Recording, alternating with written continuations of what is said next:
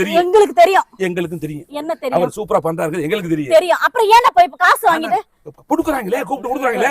காசுக்காக நீங்க கெட்டது பண்ணாதீங்கடா. காசு போட்டு காசுக்காக இந்த மாதிரி கூலிக்கு மாரடிக்க போவாதீங்க. ஆனா குடுக்குறாங்களே. நீங்க கூட தானே எனக்கு 10,000 ரூபாய் கொடுத்தீங்க. அப்புறம் விஜய் கூப்பிட்டு எங்களுக்கு வேலை வாங்கி கொடுங்க. பரிசீலனை பண்ணிட்டு இருக்காரு. கண்டிப்பா உங்கள மாதிரி ஆளுங்களை எல்லாம் திருத்தி கண்டிப்பா அவர் கூப்பிட்டு உங்களுக்கு எல்லாம் வேலை நாங்க ஒண்ணு குற்றவாளி கிடையாது. நானே விஜய் தான் விட்டுட்டேன். ஆனா இந்த சந்தர்ப்ப சூழ்நிலையில மற்ற அரசியல்வாதியை காசு கொடுத்து இப்படி பேசுக்குன்னு சொல்றாங்க.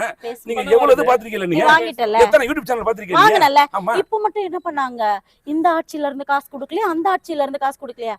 யாருக்கு நாங்க என்ன பண்ணுவோம்? நாங்க யார் கொடுத்தாலும் காசை வாங்கிப்போம். நாங்க யாருக்கு அவருக்கு தான் போடுவோம். எங்களுக்கு இப்ப வேணும் 10 ரூபாய் வேணும். நாங்க போட்ட காசு வேணும். இல்ல நான் இவ்வளவு நேரம் பேசினதுக்கு சரியா போச்சு. உங்களுக்கு எந்த கட்சியில யார் உங்களுக்கு சொன்னாங்களோ அவங்க கிட்ட போய் சொல்லுங்க. லைவ் போயிடுச்சு. இதெல்லாம் பாத்துருப்பாங்களே. எங்க தலைவர் கூட கேட்க மாட்டாரா? நீங்க தான் என்ன பேச சொன்னீங்க அப்படி.